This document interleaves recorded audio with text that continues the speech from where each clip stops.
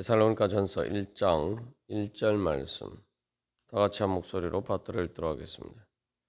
바울과 실로아노와 디모데는 하나님 아버지와 주 예수 그리스도 안에 있는 데살로니가인의 교회에 편지하노니 은혜와 평강이 너희에게 있을지어다. 아멘. 우리가 그 성도로서 교회에 속한 그러한 우리의 정체성을 제대로 이해를 하고 또한 그것을 그 믿음 가운데 확고하게 서서 우리가 자라가는 때에 하나님께서 주시는 은혜와 평강을 제대로 누릴 수가 있습니다. 그래서 이 데살로니가인의 교회라고 이야기하는데 바로 이제 우리도 이 땅에 살지만 이 땅에 속한 사람이 아니라 이 교회에 속한 사람, 즉 하나님 아버지와 주 예수 그리스도 안에 있는 자로 살아갈 때에 참된 은혜와 평강을 누릴 수가 있습니다. 그래서 우리가 어제 이 말씀을 통해서 특별히 하나님께서 아버지 되신다 라고 할 때에 그 하나님 아버지 안에 있다라는 것은 바로 그 하나님 아버지의 보호하심과 그 사랑 안에 있다는 거죠. 그래서 겉으로 보면 핍박과 환난 가운데 있는 것처럼 보이진지 모르지만 그러나 다른 어느 누구가 아니라 하나님이 아버지인 바로 그 품 안에 있다. 우리가 그것을 바라볼 때에 핍박과 환난 가운데에서도 믿음으로 담대하게 오히려 그렇기 때문에 승리의 그날을 바라보면서 주님 앞에서 싸워서 이길 수 있을 줄 믿습니다. 그래서 데살로니가 교회 교인들은 바로 그러한 믿음으로 예수님을 믿고 그 가운데서 하나님의 은혜와 평강을 누리는 그러한 자리 가운데 있었거든요. 우리가 생각해 보면은 핍박과 환난을 받는데 더군다나 예수 믿는 것 때문에 어려운데 무슨 은혜와 평강이냐 이렇게 생각할 수 있는데 우리가 정말 하나님 아버지와 주 예수 그리스도 안에 있다라고 믿으면은 정말 내가 세상이 줄 수 없는 하나님만이 주실 수 있는 그 은혜와 평강을 누리고 또 내가 지금 육신의 관점에서 보면 평안하지 않다 할지라도 그러나 또 참된 은혜와 평강을 내가 얻을 수 있다라는 그런 소망을 가지고 살 수가 있을 것입니다. 그래서 여기서 다시 한번 우리는 그러한 믿음을 가지고 있느냐? 정말 예수님 때문에 핍박과 환난을 당해도 내가 다른 곳에서는 얻을 수 없는 은혜와 평강이 그것에 있기 때문에 예수님께 있기 때문에 예수님 믿는 믿음 안에 있기 때문에 우리가 그렇게 예수님을 따를 수가 있느냐? 우리가 이 근본적인 질문 가운데 우리의 믿음을 점검해 봐야 될 것입니다. 우리가 그런 믿음이 있다면은 하나님께서 주신 또한 참된 은혜와 평강을 받을 수 있는 믿음이 되겠죠. 그래서 이것을 정말 믿는다면은 하나님 아버지와 주 예수 그리스도 안에 있다는 걸 믿으면은 어떻게 보면은 데살로니가 교회 교인들이 핍박과 환난 가운데서도 예수님을 믿는 것은 지극히 당연한 일이라고 볼 수가 있습니다. 이게 이상한 일이 아니라 오히려 그렇게 하지 않는 것이 이상한 일이죠. 그래서 하나님이 아버지다 이것도 우리가 이제 사실 하나님 아버지 그렇게 요즘 이렇게 많이 우리가 다 믿는 것처럼 보이는데 이걸 정말 우리가 현실로 믿느냐는 또 별개의 문제입니다. 그래서 오늘날은 뭐 이렇게 종교적인 그런 사회 문화가 아니기 때문에 우리가 이걸 의미를 사실은 잘 깨달아 알지 못할 때가 많습니다. 그러나 이때 당시 이제 헬라 세계에서 비춰보면은 이 그리스 신화에서 보면은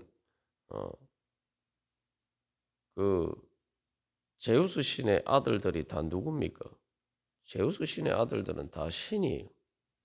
예. 하나님의 아버지라는 고백이 이게 얼마나 이게 엄청난 고백인지 우리가 생각해 보면은 왜 데살로니가 교회 교인들이 그렇게 예수님을 믿을 수밖에 없었느냐? 바로 하나님의 아버지가 된다는 거죠. 그래서 그리스 신화에서는 신이 아버지면은 신의 아들은 신이죠. 근데 뭐 그런 수많은 신들 중에 뭐 최고 높은 신이긴 하지만 바로 그러한 신의 아들도 신인데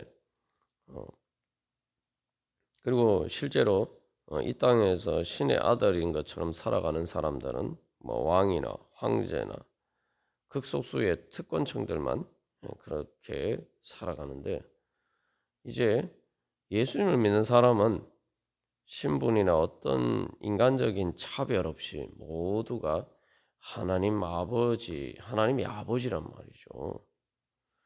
그러니까 이것은 정말 내가 그렇게 될 수 있다면은 그 은혜를 받을 수 있다면 정말 하나님 아버지의 자녀가 되는 그 은혜를 받을 수가 있다면은 이거는 무조건 믿어야 되는 거죠.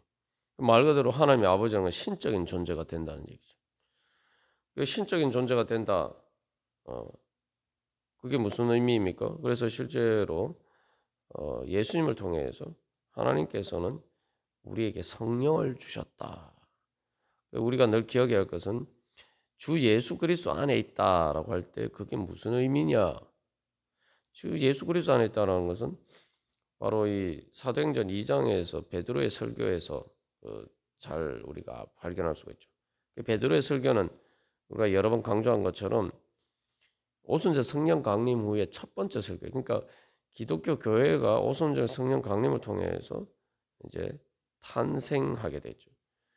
그 이전에도 물론 예수님이 공생의 기간 동안에도 교회라고 볼 수가 있습니다. 그러나 그때는 아직 예수님께서 완전한 구속 사건을 이루시기 전이기 때문에 어떻게 보면 엄마 뱃속에 있는 것과 같은 상황이었다면 이제 오순절 성령 강림을 통해서 실제로 교회가 탄생하게 됐는데, 그러니까 사도행전 2장의 설교는 기독교 교회의 첫 번째 설교입니다. 근데 그 설교의 주제가 예수님이 바로 주님과 그리스도다. 하나님이 예수님을 주와 그리스도로 삼으셨다. 이게 이제 그 설교의 핵심 주제입니다. 그게 무슨 의미냐라고 할 때에 그 베드로는 예수님을 통해서 바로 하나님께서 우리에게 성령을 부어 주셨다라는 거예요. 그래서 회개하고 예수님을 믿으면 성령을 선물로 받는다. 예수님이 구속의 은혜, 그래서 말 그대로 은혜와 평강이라고 할 때 그 은혜가 뭐냐? 바로 성령을 선물로 받는 것이 하나님의 모든 은혜를 한마디로 요약하면 그것입니다. 예수님을 우리에게 주셨고 그 예수님을 주셨다는 것은 바로 예수님을 통해서 우리에게 성령님을 하나님, 성령 하나님의 본질 자체를 우리에게 선물로 주셨다는 거죠. 그게 사실은 가장 큰 은혜입니다. 여기서도 우리가 하나님 앞에 은혜 구한다라고 할 때 사실은 그렇기 때문에 다른 어떤 은혜보다 성령 충만의 은혜를 구해야 되는 거죠. 왜냐하면은 성령 충만하면은 바로 우리가 하나님의 능력, 성령의 능력이라는 게 하나님의 능력이에요. 하나님의 능력을 얻게 되고 하나님의 능력으로 충만하게 되면은 더 이상 우리가 바랄 게 뭐가 있겠어요? 당연히 평강이 찾아오는 거죠. 평강이 뭡니까? 그래서 하나님의 능력이 없으면 두려웠고 어떤 일을 내가 감당할 수가 없기 때문에 두렵고 무섭고 그죠? 우리의 믿음이 흔들릴 수밖에 없어요. 그러나 죄와 사망의 권세를 이기시고 가장 강하신 아무도 침범할 수 없는 아무도 이길 수 없는 그 하나님의 능력이 내 안에 있다. 그러면 우리가 두려워할 게 아무것도 없죠. 그러니까 거기서 참된 평강이 오는 겁니다. 그러니까 은혜와 평강이 너에게 있을지라도 평강이라는 것은 은혜의 결과인데 은혜의 결과 은혜를 받았을 때 우리가 누리는 것이 평강인데 그 평강이라는 것은 말 그대로 하나님만이 주실 수 있는 세상이 줄 수 없는 평안을 내가 너희에게 준다. 예수님께서 그렇게 말씀하셨는데 그 평강이라는 것이 그러면서 예수님이 뭐라고 말씀하십니까? 세상에서는 너희가 환난을 당하지만 두려워하지 말라. 내가 세상을 이기었노라 라고 말씀하십니다. 그러니까 세상에서 환난을 당한다는 것은 그때 세상이 우리를 공격하고 또 죄와 사망의 권세에 공격을 받는 그런 위치에 있기 때문에 그게 이제 환난이죠. 우리가 환난이라는 게 그겁니다. 죄와 사망의 공격을 받는 거예요. 근데 세상의 공격을 받는 것인데 예수님을 믿으면은 바로 하나님의 능력이 우리 안에 있고 예수님께서 세상을 이기셨고 죄와 사망의 권세를 이기셨어요. 그러니까 그 공격받는다고 해서 두려워할 이유가 하나도 없죠. 그죠? 그리고 공격받지만 그러니까 그것을 당연히 이길 수 있는 것이 우리의 승리가 확정이 되어 있기 때문에 당연히 마음이 평안한 것이죠. 우리가 근본적으로 이 믿음 가운데 살아가고 있느냐? 우리가 그리고 그 능력을 그 은혜를 구하면서 살아가고 있느냐?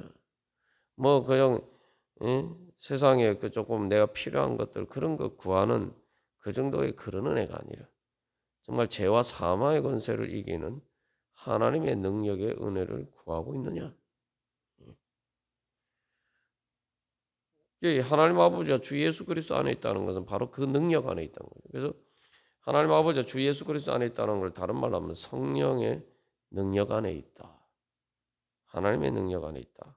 그건 또 다른 말로 하면 하나님의 능력이 내 안에 있다. 우리 안에 있다.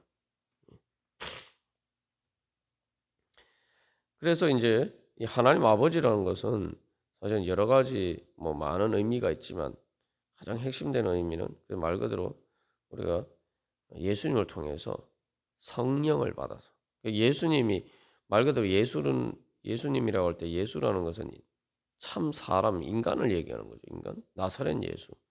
근데 그 예수님을 하나님이 주와 그리스도가 되게 하셨다. 그러니까 그것처럼 예수님하고 똑같은 몸을 입은 우리도 그 예수 그리스도의 영이신 성령님께서 그리고 예수 그리스도를 부활하게 하신 그 성령님께서 바로 우리 가운데 임재하시면 바로 그 영이 하나님의 영이고 하나님과 동일 본질이시고 바로 하나님 당신 자신이고 그 하나님이 그렇게 우리 안에 있기 때문에 안에 있는 우리는 말 그대로 그런 신적인 존재가 되는 거죠. 여기서 신적인 존재라서 뭐 우리가 정말 하나님과 같은 그런 존재라는 게 아니라 거기에서 중요한 것은 성령님이 내 안에 계시기 때문에 우리가 그런 하나님 아버지의 자녀가 된다는 거죠. 그러니까 자녀는 아버지하고 자식이라고 이야기할 때 가장 중요한 것은 뭡니까? 그 하나님의 형상, 같은 형상이라고 이야기하는데 그 형상이 뭐냐? 그게 바로 성령입니다. 그 자식은 아버지와 똑같은 유전자를 가지고 있죠. 똑같은 DNA를 가지고 있다는 말이죠. 그게 바로 이제 성령이죠. 물론 우리는 이제 피조물이고 하나님은 창조주 하나님이기 때문에 예수님과 하나님과의 관계와 달리 예수님과 하나님과의 관계는 이제 예수님은 동일 본질이신 말 그대로 성자 하나님이십니다. 그러나 우리는 하나님과 같은 본질은 아니죠. 그러나 중요한 것은 하나님의 성령님이 우리 안에 계시면은 우리가 하나님의 자녀가 될 수 있다는 거죠. 그것은 이제 하나님은 원래 이제 그 안에 신성이 계시지만 우리는 우리 자체의 신성이 있는 것이 아니고 성령님을 통해서만 우리가 그 신성을 가진다는 이제 그 근본적인 차이가 있죠. 그러나 중요한 것은 성령님이 우리 안에 계시고 그래서 우리가 말 그대로 하나님 아버지의 자녀가 된다. 그러니까 이 데살로니가 교회 교인들의 입장에서 보면은 만약 진짜 그것이 그런 은혜를 예수님을 믿음으로 받을 수 있다 그러면 이건 무조건 믿어야 되는 거죠. 내가 세상에 왕이나 황제와 같은 위치가 아니라 말 그대로 하나님의 아버지인 그러한 존재가 되는데 그보다 더 큰 은혜가 어디 있겠어요? 그래서 이 고백할 때 그 예수님을 주와 그리스도다라고 고백하는 것이 바로 그런 의미가 담겨 있는 거죠. 그래서 하나님 아버지께서 우리 가운데 은혜를 베풀어 주시는 그 은혜가 무엇인지를 가장 잘 보여주는 신앙 고백입니다. 예수님이 주와 그리스도가 되었다.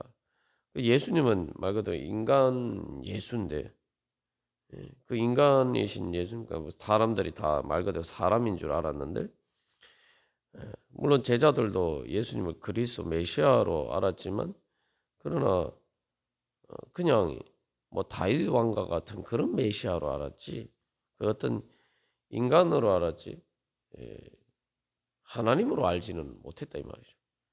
그러나 예수님께서 부활하심을 통해서 바로 예수님은 메시아는 메시아인데 그냥 단순히 정치적으로 그냥 이 땅에서 조금 행복하게 살 수 있도록 만들어준 그런 메시아가 아니라 죄와 사망의 권세를 이기고 죽음을 초월해서 우리에게 영생을 주시는 바로 영원한 하나님 나라를 주시는 그러한 구원자다.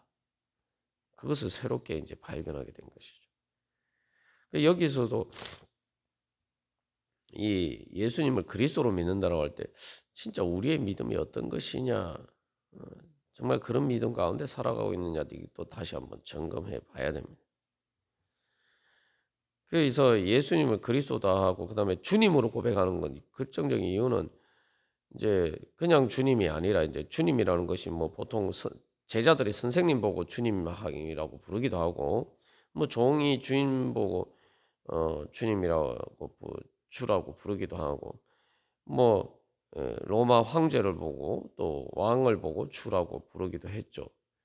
근데 이제 예수님이 부활하시고 난 다음에 도마는 예수님을 나의 주, 나의 하나님이라고 고백합니다.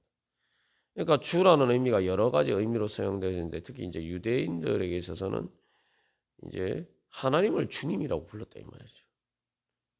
진짜 주님은 바로 가장 큰 주님은 하나님인데 부활하신 예수님을 만나고 난 다음에 단순히 뭐 선생님으로서의 주님이 아니라 바로 말 그대로 하나님으로서의 주님이라고 고백하게 되는 거예요. 예수님이 그러니까 하나님이라고 고백한 거예요. 그렇기 때문에 이 예수님이 이제 메시아라고 할 때에 그리스도는 메시아라는 의미죠. 메시아를 그리스어로 번역한 말이 그리스도란 말인데 메시아라는 것은 구원자라는 것인데 이 제자들은 예수님의 부활 사건 이전에는 말 그대로 다윗 왕처럼 그렇게 로마 제국의 식민지에서 해방시켜주고 그렇게 유대 왕국을 회복하고 그런 어떤 세상 나라만 생각했다 이 말이죠. 세상 나라의 평강 그것만 사실은 생각했는데 이제 부활하신 예수님을 만나고 난 다음에 제자들은 세상 나라를 초월하는 바로 이제는 죄와 사망의 권세를 이기는 그러한 거기에서 구원해 주시는 그러한 메시아로서 예수님을 믿게 됐다는 거죠. 그러니까 차원이 다른 문제죠. 그러니까 단순히 이 땅에서 조금 편안하게 사는 그런 문제가 아니라 말 그대로 죄와 사망의 권세를 이기는 그러한 은혜를 통해서 그것에서 자유하면서 살아가는 평강을 이제 예수님을 통해서 우리가 받을 수 있다는 것을 알게 됐죠. 그리고 그 예수님을 전파했어요. 데살로니가 교회 교인들도 이제 그것을 믿기 때문에 그 소망 가운데 그래서 그것을 위해서 예수님을 주님으로 고백하면서 따를 수가 있었습니다. 우리가 오늘도 다시 한번 어떻게 보면 이게 우리가 예수를 믿는 믿음의 고백의 가장 핵심되는 그 고백인데 하나님을 아버지라고 고백하고 주 예수님을 우리의 주님 그리스도로 고백하는 것이 우리의 신앙 고백의 한마디로 요약한 것이죠. 우리가 정말 그런 믿음 가운데서 그런 하나님의 은혜를 구하면서 정말 그런 평강 가운데서 살아가고 있느냐. 만약에 그렇지 못하다면은 아직도 우리의 그 믿음이 많이 부족하다. 어떤 면에서 부족한가? 우리가 정말 내가 하나님 아버지로 믿고 예수님을 나의 주 그리스도로 믿냐. 근데 예수님을 그리스도로 믿는다고 할 때 정말 어떤 그리스도로 믿고 있느냐? 어떤 구원자로 믿고 있느냐? 예.